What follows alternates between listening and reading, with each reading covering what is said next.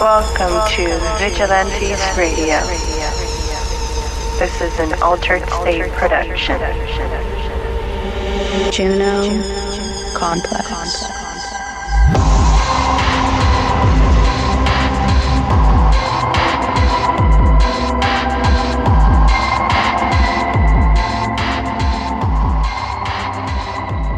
Hey, what is going on? Welcome to another incredible episode of Vigilantes Radio Live right here on iHeartRadio, and I'm your host, Dini.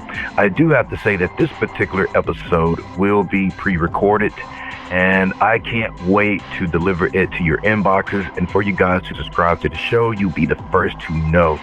And yes, I always appreciate that.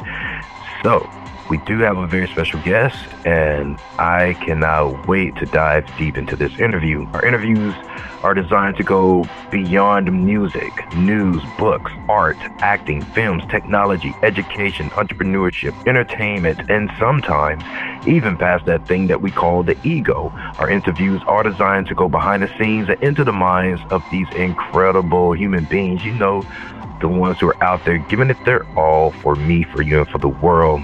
Good evening and welcome to our interview with our very special guest, Dominique Comparetto, a talented marketer and artist who works at Altered State Productions. She has a unique perspective on the intersection of art and business, and I'm excited to dive into that with her. In fact, I understand that she recently wrote a piece on the young artist Juno Complex and their EP, Lost Files. So maybe we can chat about that later, how it relates to her work at Altered State Productions. And of course, I love to hear her thoughts on the connection between sound and emotion and branding. But enough of my jazz. Let's welcome her to the program. All right. Hello. Hey, what's going on? Nothing much. How are you doing tonight? Pretty good. So yeah, how are you? Good. Thanks for having me. I love listening to your show, and it's really refreshing hearing all these different types of people, learning their stories, getting new perspectives. So I'm really happy to be here tonight. Absolutely. Thank you for listening. Yeah. So you do a lot, and man, I don't know where to start, but so if you could start with like who you are, what you do, and why you do it.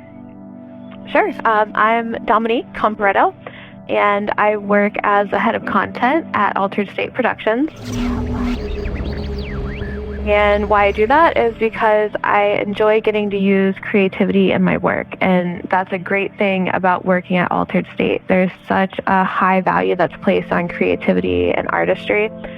And I know a lot of times when you think about commercial media and marketing, you kind of think of this big corporate machine that's churning out these formulaic pieces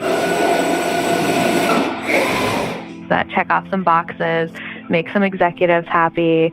And, you know, in a lot of agencies, I can see where that might actually be the case. But here, everyone's an artist first. And it's this great collective of artists that have found their way into becoming super smart marketers. Quiet on the set! Camera speed. Sound production, take one. As a cinematographer, a director. And that's a wrap. Thank you, everyone. I edit all of my own work. That's Medina. He's one of the artists at Altered State Productions. I grade all my own work. I post the majority of my own work. So that's who I want to try and take it right to the very end. And I don't think a lot of people appreciate or even really recognize that connection. You know, I actually got my art degree first before I went to business school. And when you're in art school, it's like such a wild experience. So you're learning all these new mediums, you're learning about artists and movements and history.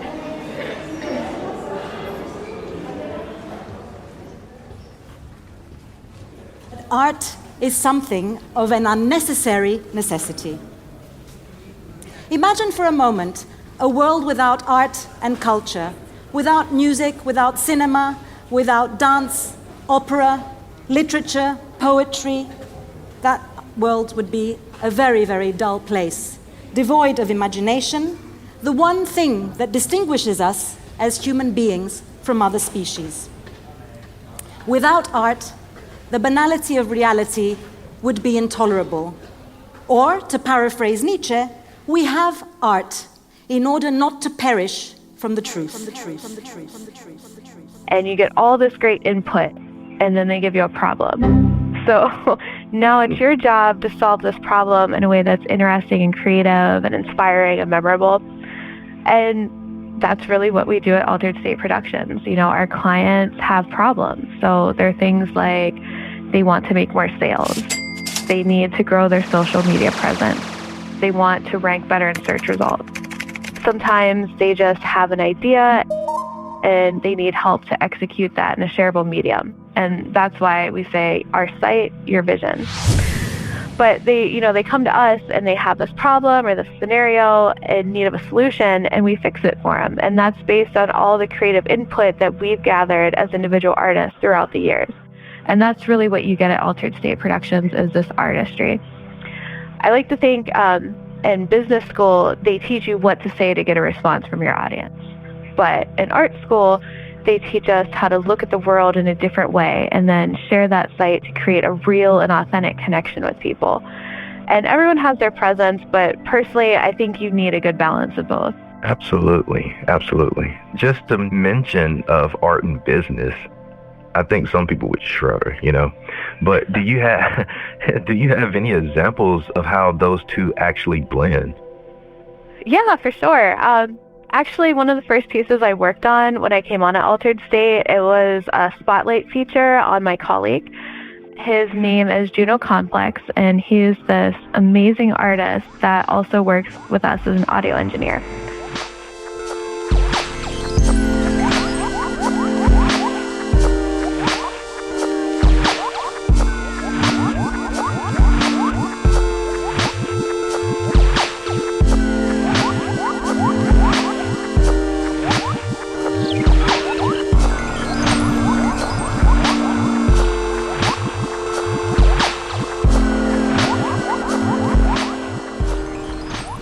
So in Juno's case, he was already out here making music, getting some recognition and all that before he came to work at Altered State in media production. And what he brings to the table is this pure artistry, but it's blended with technical skills and a marketing mindset. And like when you think about it, it's even more impressive that when he came to us, it was after he recovered from the memory loss. So like Juno 2.0, back and better than ever, you know, like he really had to relearn everything. Wait, what? Okay, so that's like a 50 Cent story, right? You know, just perfect speech, and then he gets shot in the jaw, and well, the rest is history. But the guy lost his memory and came back 2.0, even better than before. Like, yeah, it's actually pretty crazy. He grew up as one of those kids who was like surrounded by music and, you know, just completely fell in love with it. He was playing guitar from the age of 7. He was in a mariachi group as a kid.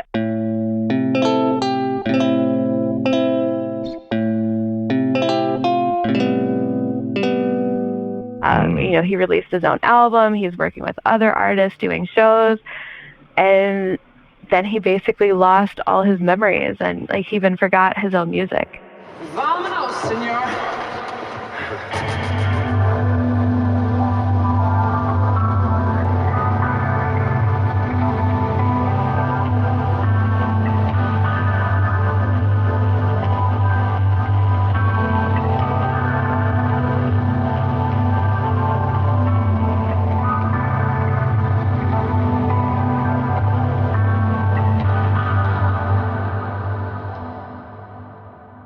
wow.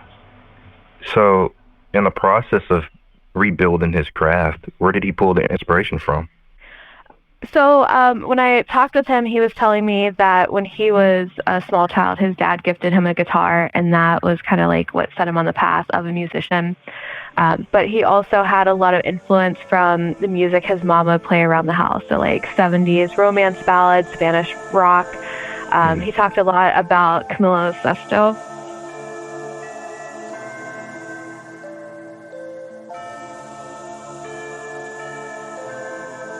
Okay, So I'm wondering, how did he get his start? Then in 2009, he came out with his first EP, and it was called My Hoverboard.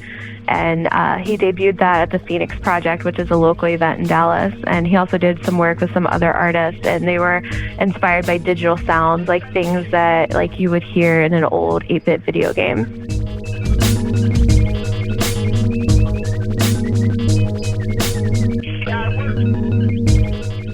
Okay, cool. So what sort of genre would you consider that? Yeah, so that's a great question. Like, the genre that he falls into is hard to nail down a little bit. The music Juno produces, it's beautiful, it's so immersive, but it's a totally unique experience. It's like, Alexa, play something chill while I'm literally inside of the internet. Wow. I know it sounds a little weird, but that's really the best way I can describe it. It's like these gorgeous, relaxing melodies, and then something that makes you think of like the Windows startup sound, or like getting some kind of error code. Okay. So that sounds like a breath of fresh air. Is there any reason why it sounds like this? There is. Yeah, and when I was talking with him, he kind of explained this, and I'll probably need to back up a little bit. So Juno was recording, he was working with local artists, he was doing events, you know, just super into the music, and then he suffered a setback. Breaking news, want to move to an Irving. Live picture right now. This is westbound 183 right at North O'Connor Road. Westbound lanes are closed. One person is dead. One person has also been arrested for intoxication manslaughter. We're waiting to learn more about the crash from Irving police. So in March 2015, I was in this horrific car accident. I was in the back seat of a vehicle, did not have a seatbelt on, and I was thrown out of the car over 100 feet. And that's the incident that caused the memory loss, along with his other injuries. And then on top of that, his girlfriend, Alicia, was in the car with him that night, and she unfortunately did not make it. So it was all in all this huge turning point in his life, and, you know, not even to mention his music career. And he came back from that? He did. You know, thankfully, he put a lot of work into his recovery, and he is doing so much better now. But for a long time, there was a lot that he didn't remember. He'd forgotten almost everything about himself as a musician and the art that he'd previously created and worked on. And he was also really fuzzy on Alicia and his memories with her. So, you know, understandably, there was a lot of pain and a lot of frustration. She wasn't here any longer, and I couldn't talk with her to make sense of everything. So when I was trying to deal with all this, I started to go through the files on my SP, which was like my computer at the time. I was looking for any clues, insight, or anything that was gonna help me remember who I was sonically before the accident.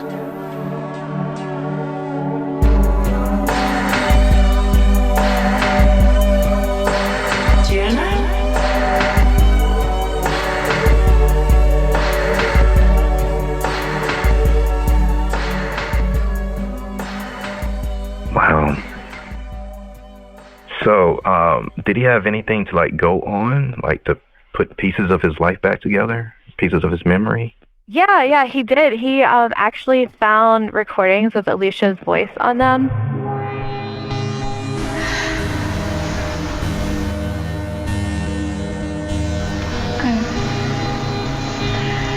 Well,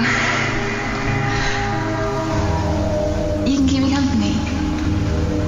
Yeah?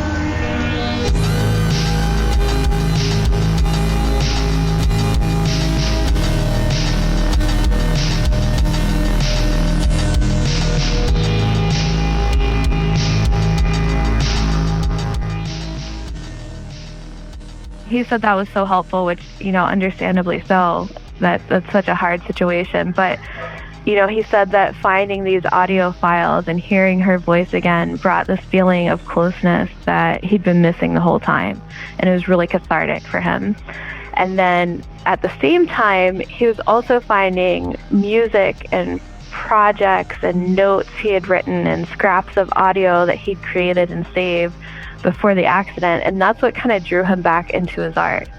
So he found all these projects and audio clips that he could tell he worked on, he had set aside for something, but he didn't remember any of them. Like, they were completely new to him. And he described it as learning about Juno Complex all over again. You can keep me company, yeah?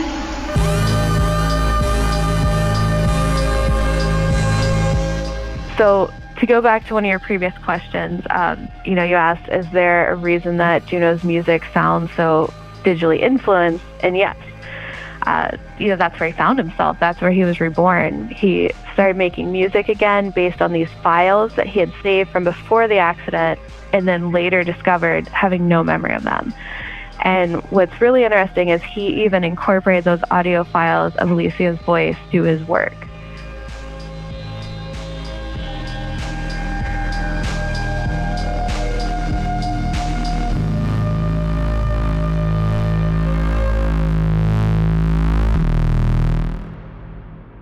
So it's through these files that, and in this highly digital space, that he found himself again. In his mind, he was able to reconcile the missing pieces in his relationship with Alicia, and he did a lot of heavy lifting in his recovery through this kind of ethereal electronic world. And it's super powerful. I had talked to Juno, and I learned his story before I had heard any of his music. And I have to say, the first time I heard Alicia's voice, knowing what I know about her and knowing what I know about him and their story and his recovery, oh my gosh, I literally got chills. It was one of the most moving experiences I've ever had with music. We often wonder about reactions, from supporters, critics, but do we ever wonder about the creators' reaction to their own evolution? Yeah, so it really is amazing, how people react to these different circumstances and how people react to, auditory input and the sounds around them and things like that. And, just the way that sounds tie in with human emotion and how we process things, it's just so powerful. And, kind of circling back, that's why we see businesses exploring these things in branding. Yes. So there's a large part of emotion that goes into that too. That's something that I think that you're big on. And I see what you're saying about how sound and the power of music and how that can heal a person. So how does some things like this apply to business and brands? It's actually really interesting. So if you will try something with me, if you close your eyes and you think of your favorite brand, what do you hear? I know, I put you on the spot. Yeah. Well, the first thing that came to mind was Coca-Cola. And I was like, okay, what did I hear? And I thought about Michael Jackson. I said, no, that's Pepsi. But then I started to hear the Coke can open and the fizzle. Oh, yeah. Yeah. Yeah, so iconic. I'm somewhat of a gamer, so I've been playing Xbox for well over a decade. And when you turn the console on, I think it's the same as PlayStation if you're a PlayStation fan, there's this little sound that plays when you turn it on. And then you also hear that sound when you see an Xbox ad for a game.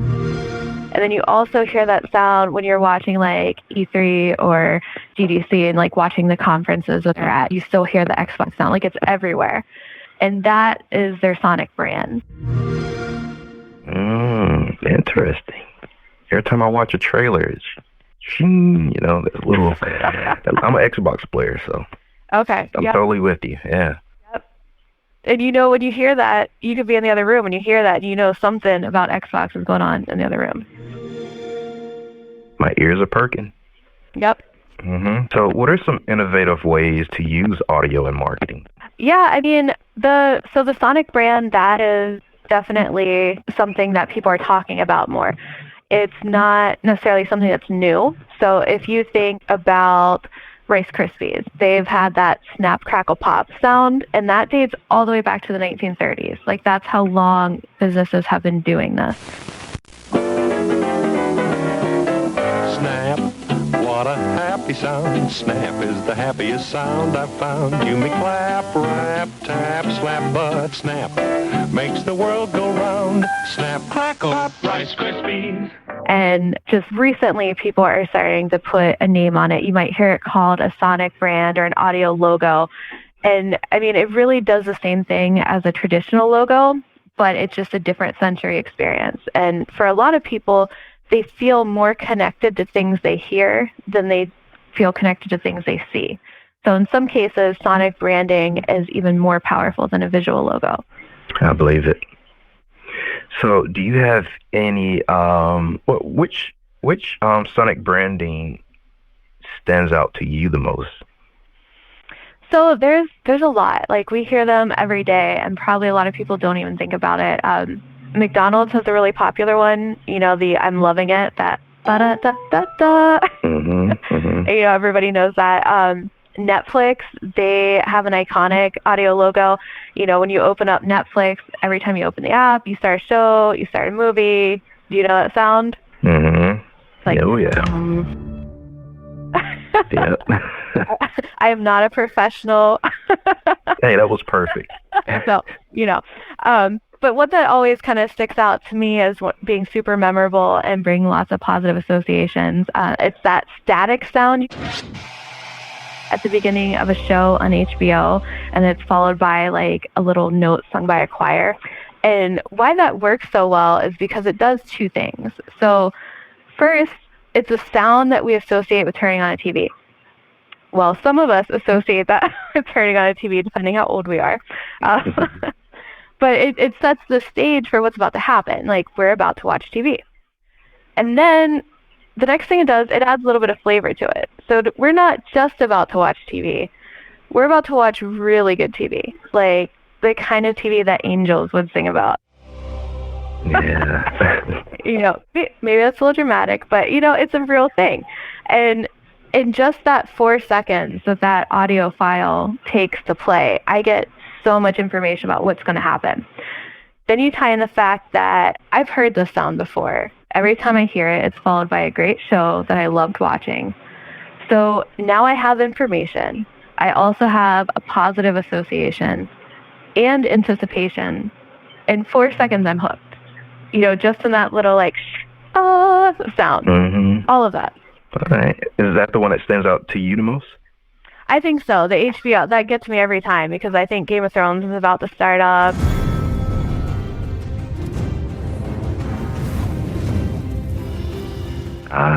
Wire.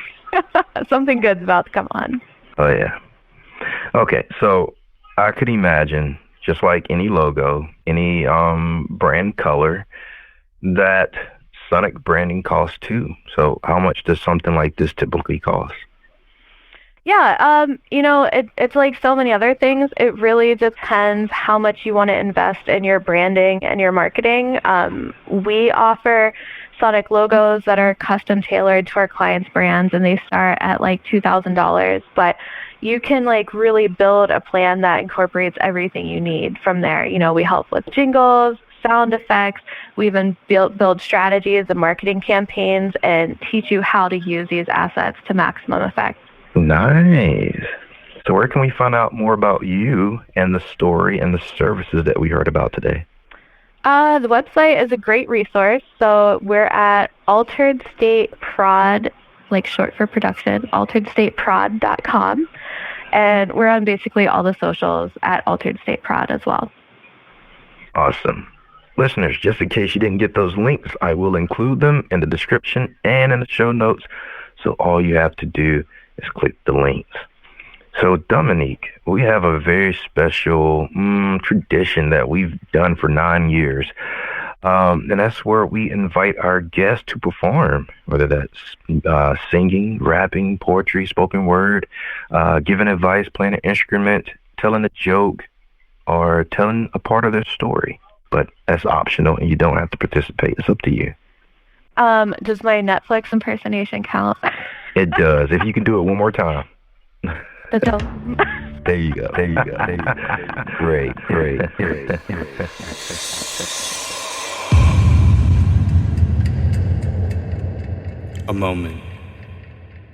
A moment of waiting, of never hesitating, a moment of always in, arms in, breath in, I'm in.